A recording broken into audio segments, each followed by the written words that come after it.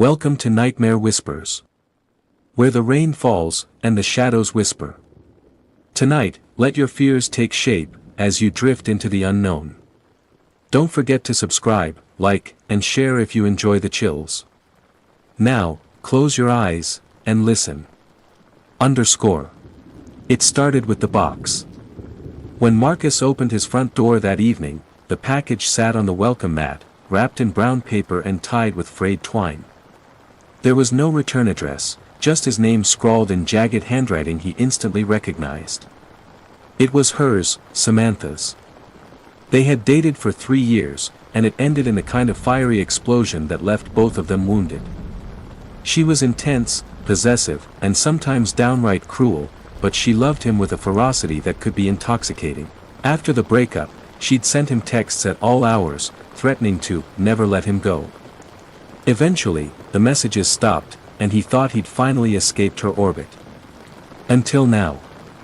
The box was heavy, and something inside shifted with a dull thunk as he carried it to the kitchen. He hesitated before opening it, unease prickling at the back of his neck. When he finally peeled back the paper, he found an old wooden jewelry box with intricate carvings of roses and thorns.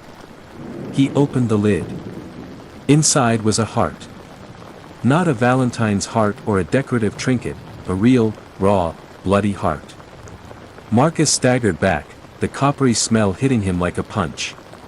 The heart looked freshly removed, its glistening surface catching the light. For a moment, his mind scrambled to rationalize it, some twisted prank, a butcher's leftover, but the small note folded beside it snatched away any comfort. You said I didn't have a heart. Now I've given you mine. Forever yours, Sam. Marcus called the police immediately, but by the time they arrived, the box was gone. The jewelry box, the heart, the note, everything had vanished. The officers exchanged skeptical glances as they took his statement, and when they left, Marcus was alone with a gnawing dread he couldn't shake. Over the next few days, the horror escalated. One morning, he woke to find strands of her hair scattered across his pillow, despite locking his doors and windows the night before. Another day, he opened his fridge to find her favorite perfume bottle nestled among the milk and eggs, its floral scent overwhelming the small space. The worst was the night he found her face. He was brushing his teeth when he caught movement in the bathroom mirror. For a moment, he thought it was just his tired reflection playing tricks on him. But then it blinked. Her face appeared in the glass, her eyes wide and unblinking, her lips stretched into a grotesque smile. Blood trickled from the corners of her mouth, and when she spoke, her voice came from everywhere at once. You can't leave me, Marcus. We're bound now. Piece by piece. The mirror shattered as he threw a chair at it, but the damage was done. That night, Marcus dreamt of her, or something wearing her skin. She stood at the foot of his bed, her head tilting unnaturally to one side. Her body was stitched together like a patchwork quilt, and where her hands should have been, there were jagged stumps. She whispered his name over and over, her voice dripping with affection and venom. You made me like this, Marcus. But it's okay. We'll be together soon. When he woke up, there were bloody handprints smeared across his bedroom walls. Desperation drove him to seek help. He visited therapists, paranormal experts, even a priest. No one could explain what was happening. One psychic, an old woman with a milky white eye, told him something chilling: she's not haunting you. She's becoming you. Marcus didn't understand until he noticed the changes. His left hand grew colder by the day, the skin pale and clammy. A scar appeared on his chest overnight, a perfect line over his sternum, as if someone had opened him up. Then he started losing time. He'd black out and wake up in strange places, the woods, a bridge, once even in Samantha's old apartment, though it had been abandoned for months. During these episodes, he'd find messages carved into his skin, together forever. The final straw came when Marcus looked in the mirror one evening and didn't see his own reflection. Staring back at him was Samantha, her eyes glowing with malicious glee. It's almost done, she said, her voice coming from his own throat. That night, Marcus woke up in his basement, surrounded by tools he didn't recognize. On the table before him was a body, a horrifying reconstruction of Samantha, pieced together from rotting flesh, wires, and metal. Her heart, pulsing faintly, sat in an open cavity in her chest. She opened her eyes. "Thank you, love," she whispered, sitting up. "Now it's your turn." The police found Marcus's apartment weeks later after neighbors complained about the smell.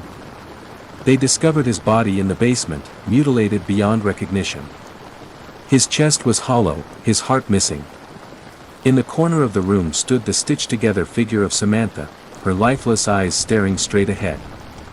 The case remains unsolved, but rumors persist that, on certain nights, her silhouette can be seen in the window, waiting for someone to join her. All of that is true.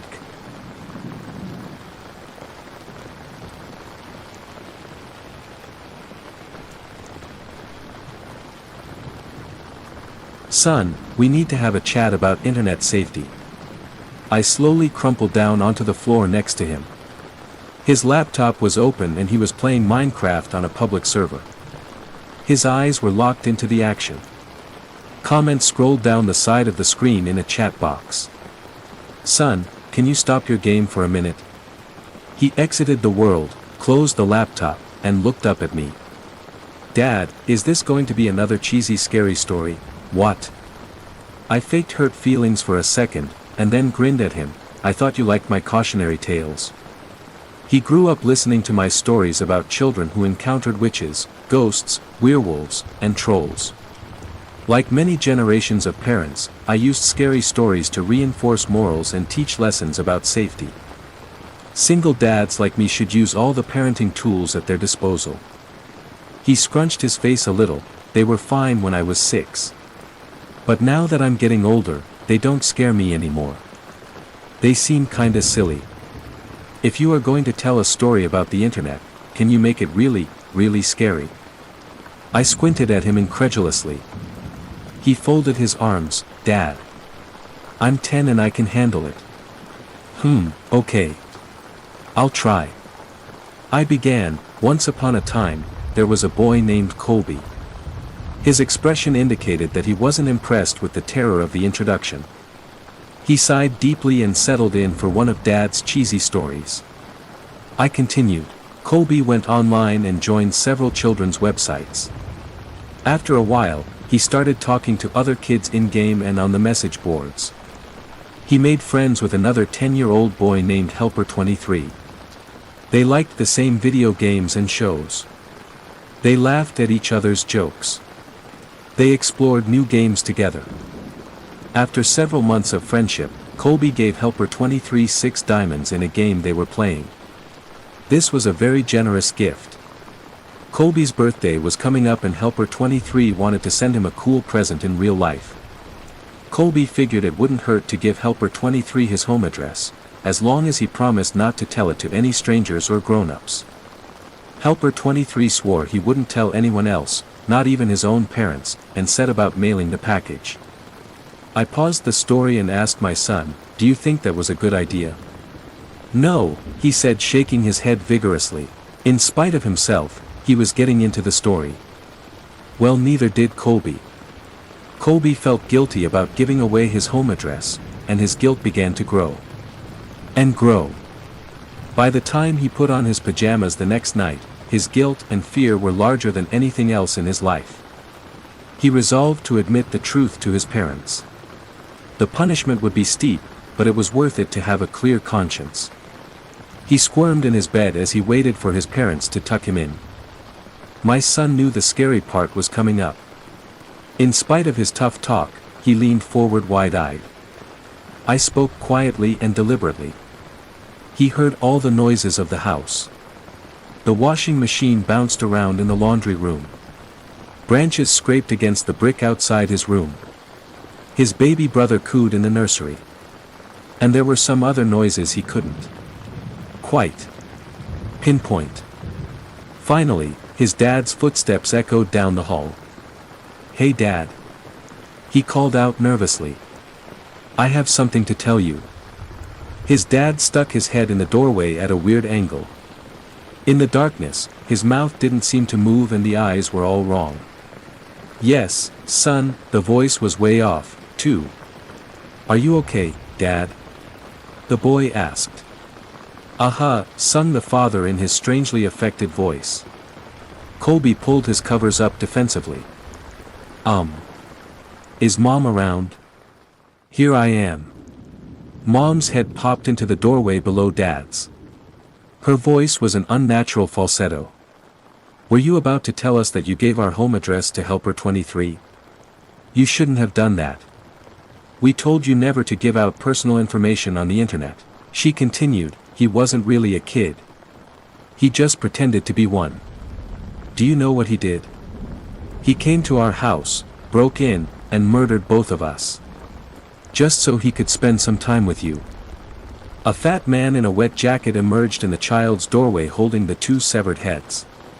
Colby shrieked and gasped as the man dropped the heads on the ground, unsheathed his knife, and moved into the room to work on the boy. My son screamed too. He twisted his hands defensively over his face. But we were just getting started with the story. After several hours, the boy was almost dead and his screams had become whimpers. The killer noticed the wailing of a baby in another room and removed his knife from Colby. This was a special treat. He had never murdered a baby before and was excited about the prospect. Helper 23 left Colby to die and followed the cries through the house like a homing beacon. In the nursery, he walked to the crib, picked the baby up, and held it in his arms. He moved towards the changing table to get a better look. But as he held the baby, the crying died down. The baby looked up and smiled. Helper 23 had never held a baby, but he gently bounced it in his arms like a pro. He wiped his bloody hands on the blanket so he could stroke the baby's cheek. Hey there, sweet little guy. The beautiful rage of sadism melted into something warmer and softer. He walked out of the nursery, took the baby home, named him William, and raised him as his very own. After I finished the story, my son was visibly shaken.